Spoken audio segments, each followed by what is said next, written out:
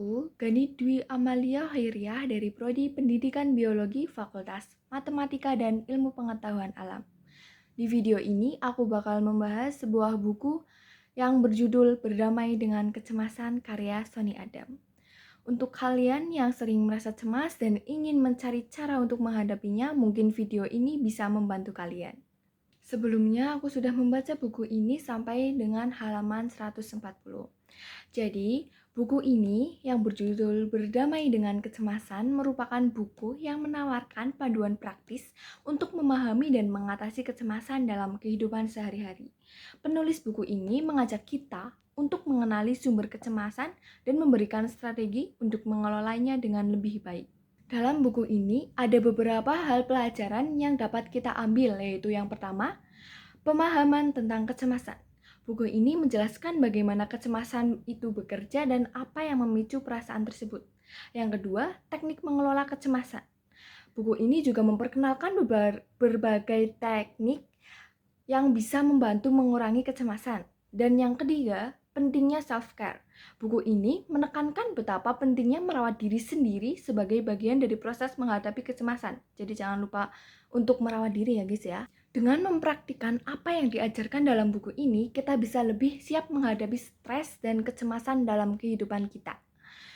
Namun selain buku ini, saya ingin mendorong kalian semua untuk terus membaca dan mengeksplorasi berbagai buku lainnya. Membaca tidak hanya memperluas wawasan, tetapi juga bisa menjadi alat yang kuat untuk pertumbuhan pribadi. Halo teman-teman, perkenalkan aku Clearly Decision dari Prodi Pendidikan Biologi Fakultas Matematika dan Ilmu Pengetahuan Alam. Kali ini aku bakalan nge-review buku yang berjudul Love for Imperfect Things. Love for Imperfect Things ini ditulis oleh penulis asal Korea bernama Haenim Sunim yang mengeksplorasi bagaimana sih cara menerima dan mencintai diri sendiri dan orang lain dengan berbagai kekurangan. Sang penulis Haenim Sunim sendiri merupakan biksu Zen dari Korea yang terkenal ajaran-ajarannya akan kebahagiaan dan kesejahteraan mental. Buku ini membahas konsep utama tentang bagaimana sih cara mengatasi ketidaksempurnaan atau ketidakperfekan yang ada dalam hidup maupun hubungan kita. Haenim Sunim menyajikan panduan dan nasihat berdasarkan agama Zen serta berdasarkan pengalamannya sendiri. Ia mengajarkan bahwa menerima ketidaksempurnaan baik dari diri sendiri maupun dari orang lain adalah kunci damai dan hidup bahagia. Pokok-pokok dari buku ini diantara lain adalah menerima ketidaksempurnaan. Ia mengajarkan bahwa ketidaksempurnaan adalah bagian dari kehidupan manusia dan harus diterima secara lapang dada. Cinta dan empati. Haenim Sunim sendiri menekankan pentingnya mencintai diri sendiri dan orang lain tanpa mengharapkan kesempurnaan. Kesadaran dan mindfulness. Buku ini juga mengajarkan tentang mindfulness atau kesadaran penuh yang dapat membuat kita mencintai diri sendiri dan menghadapi sebuah tantangan dengan ketenangan. Buku ini ditulis dengan gaya yang sederhana dan penuh kebijaksanaan, membuat ajaran-ajaran Zen dapat kita terapkan dalam kehidupan sehari-hari.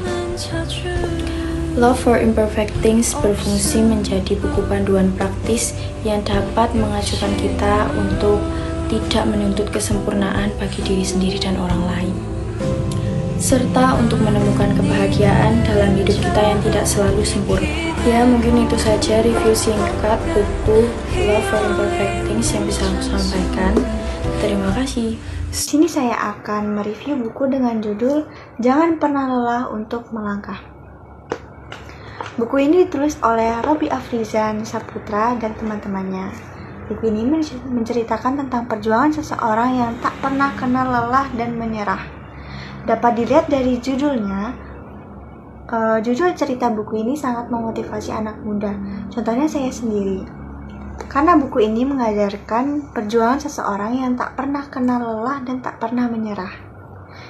Pelajaran yang dapat diambil dari buku ini adalah kita harus semangat berjuang dan jangan pernah menyerah, dan tak lupa ditambah dengan ikhtiar yang kuat.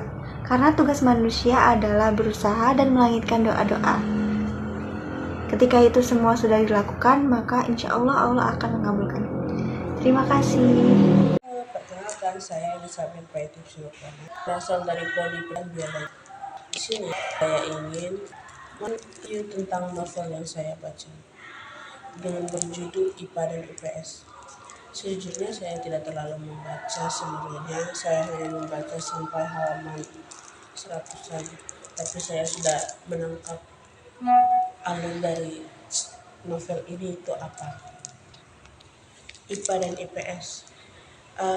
Kita semua sudah tahu kalau perilaku tingkah antara anak IPA dan IPS itu sangat berbeda ya, sehingga kemungkinan besar beberapa sekolah pasti jurusan IPA dan IPS itu saling bermusuhan. Nah, sama juga seperti yang dalam buku ini, yang mana tokoh dari ini yaitu Michelle yang berasal dari jurusan IPA dan Rifki yang berasal dari jurusan IPS. Dan yang plot twistnya itu, Rifki ini merupakan ketua OSIS dari SMA mereka. Sementara ada juga siswa teladan lainnya bernama Aldino. Aldino ini yang banyak disukai guru-guru, banyak disukai murid-murid karena prestasinya. Selain prestasinya bukannya juga yang tampan. Walaupun Rifki juga tidak kalah tampan, hanya sifatnya saja yang menutupi ketampanannya itu. Terus alasan kenapa IPA dan IPS ini saling bermusuhan dalam sekolah Dino ini karena Rifki bersama Aldino saling bermusuhan. Yang awalnya itu mereka berdua ini seorang bersahabat setelah memilih jurusan yang berbeda. Semakin lama semakin saling membenci dan saling tidak menyukai satu sama lain karena jurusan mereka pilih berbeda dan lingkungan jurusan tersebut juga yang berbeda. Sampai ada pun datang dan dia pun mengganggu dari yang terjadi antara kedua mantan sahabat ini, dan dia pun ingin mengembalikan hubungan antar kedua sahabat ini. Namun selama dia ingin memperbaiki kedua hubungan ini, dia terjalin hubungan cinta segitiga antara mereka bertiga, yang dimana Kim menyukai Michelle dan Aldino menyukai Michelle. Namun sayang sekali Michelle menyukai Rifki, sehingga di saat Aldino mengungkapkan perasaannya pada si Michelle pun menolaknya, dan karena Michelle sudah menyukai dengan si Rifki, sehingga membuat si Aldino benci terhadap Rifki karena dia merasa Rifki mengambil semua hak yang dia punya, seperti jabatan menjadi ketua OSIS dan hal-hal yang dia sukai, semacam pertandingan basket mereka selalu Rifki yang menang, dan juga Michelle. Rifki mengambil Michelle dari Aldino sehingga dia ingin membalas dendam dengan cara yang tidak baik. Namun dari waktu ke waktu, perjuangan yang Michelle lakukan untuk mendamaikan mereka pun tidak sia-sia, sehingga mereka pun berdamai dan Aldino pun berpacaran dengan teman dari Rifki, dan Rifki pun berpacaran dengan Michelle. Namun belum selesai sampai situ, karena ternyata di saat mereka sekolah ada salah satu cewek yang baru pindah bernama Alicia, yang dimana Alicia ini merupakan cewek yang dijodohkan oleh ayah Rifki untuk Rifki di waktu mereka masa kecil. Awalnya Rifki menolak untuk dijodohkan. Makin lama antara si ayah Rifki dengan Rifki menjadi tidak baik, sehingga Rifki pun terpaksa memutuskan Michelle dan memilih di belakang Alicia, sehingga Rifki dan dia pun berpisah. Setahun lebih setelah mereka pisah pun mereka bertemu lagi, namun masih berbeda. Setelah setahun kemudian, Michelle pun bertemu dengan pasangan barunya yang bernama Adi. Untuk dari novel ini, kalau menurut saya sih kita boleh jatuh cinta pada orang, Tapi kalau kalau dia bukan jodoh, dia bukan pasangan hidup kita, jangan terlalu lagi karena bakal susah untuk onnya. Terus kita lagi ya semasa SMA mau dunia perkuliahan. Ini saya belum terlalu menjelaskan detail dari ceritanya, jadi kalau yang penasaran dengan ceritanya boleh langsung baca ya. Sekian, terima kasih, bye bye.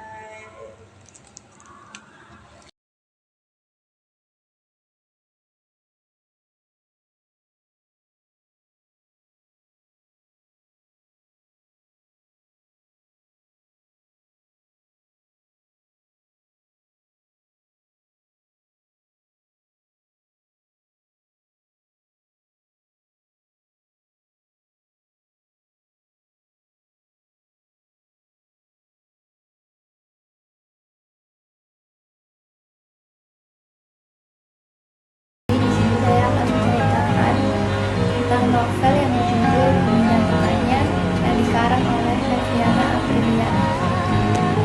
Novel ini menceritakan tentang kisah seorang lelaki dan keluarganya serta cinta pertamanya, yaitu Senjani Sekar Ayu. Pertama kali Bumi bertemu dengan Senjani pada saat Bumi pertama kali Bumi bertemu dengan Senjani yaitu pada saat Bumi sedang berangkat ke sekolah dengan naik bus. Saatnya bersamaan di bus dan tidak menyangka Bumi ternyata bertemu dengan Senjani yang juga berada di dalam bus. Senjani kemudian menyapanya untuk mengajak perkenalan. Senjani melihat dari seragam yang dikenakan oleh Bumi sama dengan yang dia pakai. Dari perkenalan mereka berdua, akhirnya mereka menjadi teman dekat. Mereka juga bertemu dengan Jani yang sudah lama menjadi teman dekat Senjani. Bumi yang selalu berlarut-larut dalam kesedihannya, tetapi di balik sedih yang dialami Bumi ada Senjani yang membuat Bumi lupa akan kesedihannya. Dengan peristiwa yang terjadi ini menandakan awal mula Bumi dan Senjani menjadi satu. Bumi yang selalu berlarut-larut dalam sedihnya dan ada Senjani yang selalu menghiburnya di dalam detik itu juga. Bumi yang telah kehilangan tempat pulang dan Senjani yang rela menawarkan kehangatan tempat nyaman untuk Bumi pulang. Sedih banget gak sih guys? Mungkin itu saja yang bisa saya ceritakan tentang novel Bumi dan Lukanya. Ya, itu aja deh. Terima kasih. Bye-bye. Aku bakalan mereview sebuah buku. Kali ini aku baca buku Jadi setelah sekian lama aku membaca buku itu dan akhirnya aku bisa mengambil kesimpulan dari buku itu tentang kayak Zarina, dia seorang peri ya di sini, kayak di dunianya dia tuh dia seorang peri guys. Dan di sini tuh Zarina itu seorang peri yang kayak rasa ingin tahunya tinggi, terus dia juga juga suka bereksperimen gitu, kayak gitu kan. Terus di sini dikisahkan si Zarina itu karena rasa ingin tahunya tinggi, dia membuat sebuah eksperimen dengan menggunakan debu peri tersebut, lalu itu tuh mencelakai teman-temannya kayak gitu. Jadi menurut aku hal yang dapat kita petik dari buku ini itu kayak kisah ini sih, jangan kayak ceroboh, karena ceroboh itu bisa jadi berdampak buruk nih buat orang lain. Kalau di sini diceritain kayak buat temennya gitu kayak berdampak buruk. Terus habis itu juga di sini diceritain, kalau dibaca dari sinopsisnya nih, pria yang pintar dan selalu ingin tahu tapi dia tidak melakukan dia jadi psikolog marah dan meninggalkan negeri itu. Jadi di sini tuh kayak kisah tentang Zarina yang tadi aku ceritain. Terus kayak mungkin lebih ke perjuangan dia ya, kayak mengatasi rasa keingintahuannya dia, tapi ya itu dia kayak ceroboh, kayak akhirnya membuat merugikan teman-temannya. Tapi ini recommended banget, jadi kalian harus baca. Kalau aku gabut lagi nanti aku selesaiin. Terima kasih teman-teman.